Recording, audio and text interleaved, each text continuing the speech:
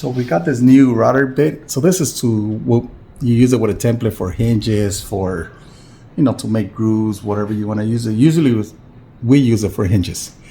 And it needs to have a bearing. When you make a template, it's really nice. As you see, the type of blade that is cut. And we go through this a lot because we got a cabinet shop. They burn easy, so we always want to make sure we have extra ones. We're going to try it out. And we use it on a small trim router. Now, if you guys are interested, they also have different sizes, all right? So it's not just one size. They have different sizes and different types of cuts too. As you see, we got a guide clamps, and that's what the bearing get right in here. And so basically, you don't even have to use that. I could just go like that, but we're gonna use it like this. You can use it two different ways. So I'm gonna move it.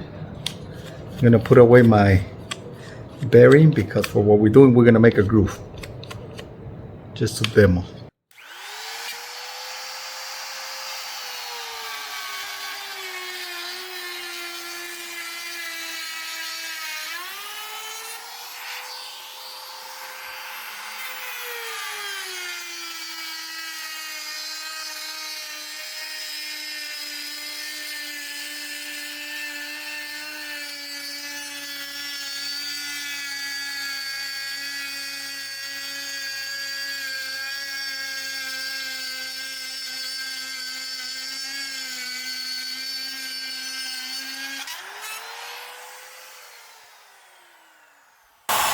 You see, if you're doing a channel on a closet, this is what they're used for as well. You put your template inside and you make your groove and you slide in your track. Really easy to use.